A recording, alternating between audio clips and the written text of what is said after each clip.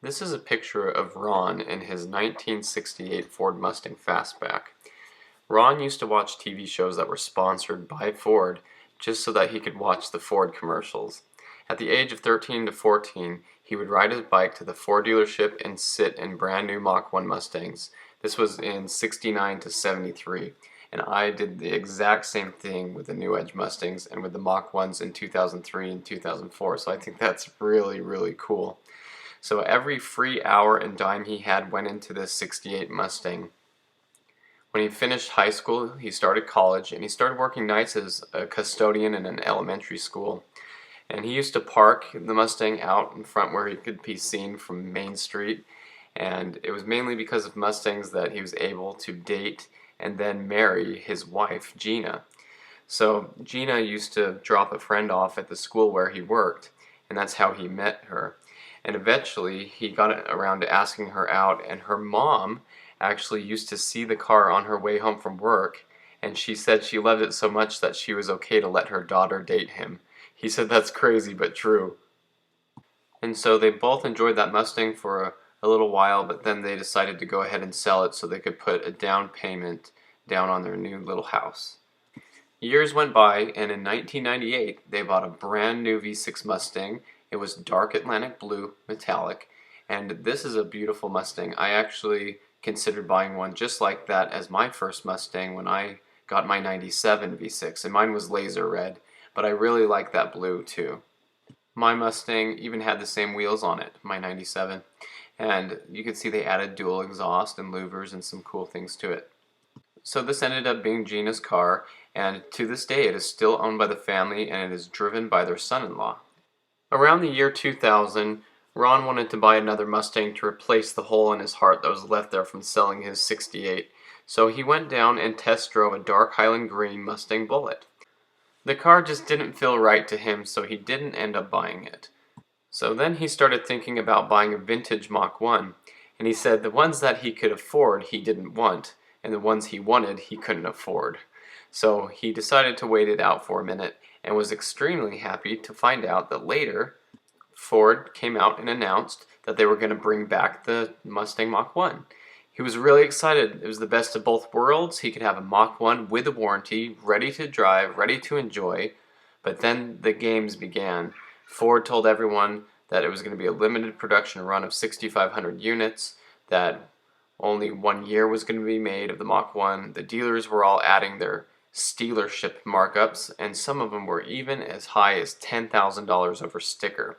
I saw that back in 2009, when the Challengers were coming back out and the SRTs, but I can't believe that they even had a $10,000 markup back in '03.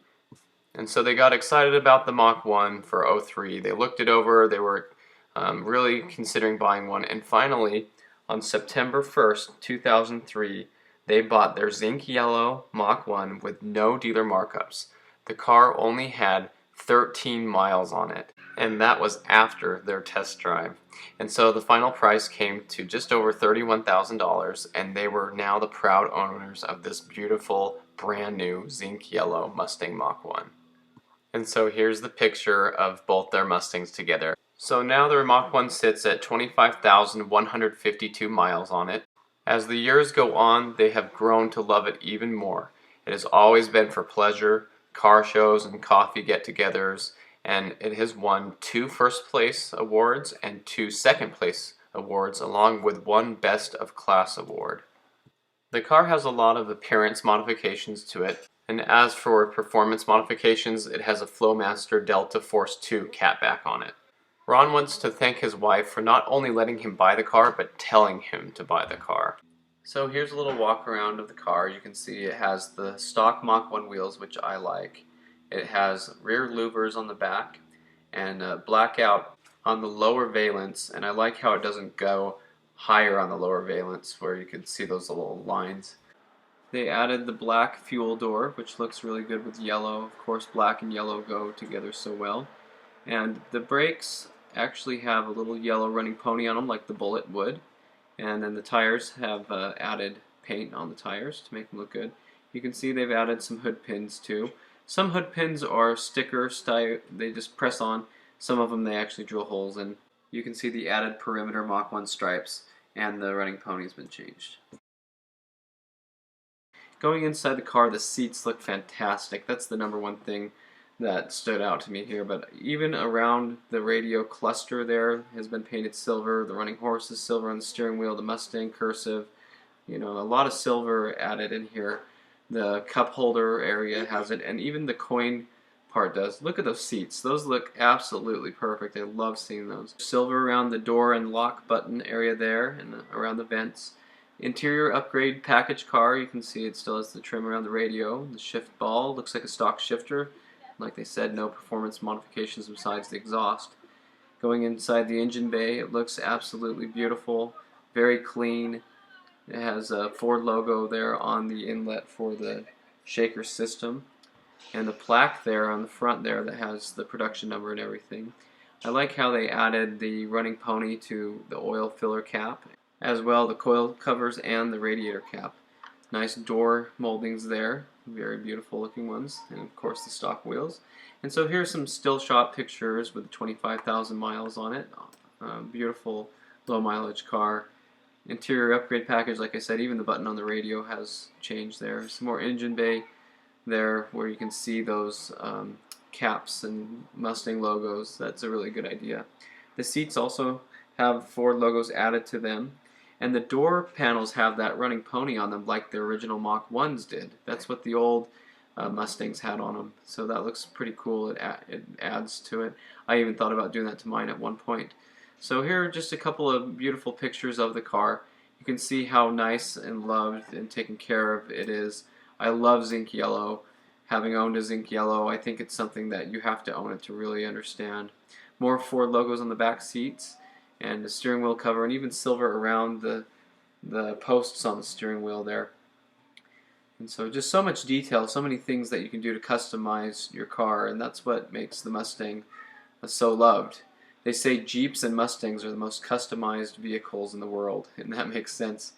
And even a nice dash mat on there to keep things clean.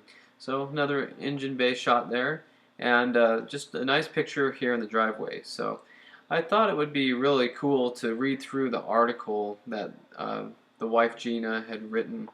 So if you would like to stay tuned for that, at the end of the story here, I'm going to read that whole article because it's in a PDF and it's very hard to read. So I thought that would be something fun to do at the end of this video. So stay tuned for that.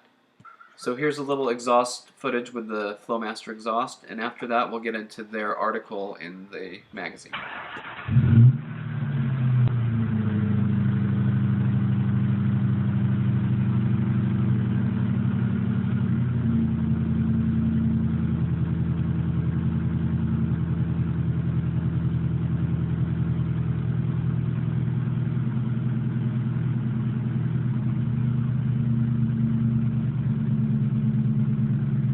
His wife also wrote and submitted an article to a magazine called Mustang Enthusiast. It's no longer in publication, but I actually used to get that magazine.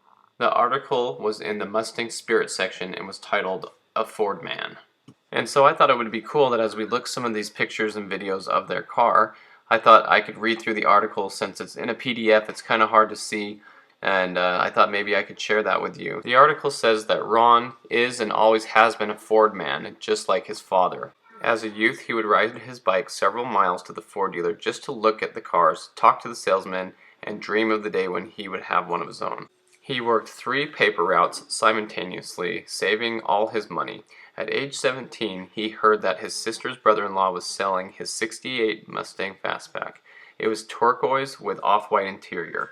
After looking at it, he had his mom take him to the bank to get money from his savings account. He brought the car home and started the long process of customizing it.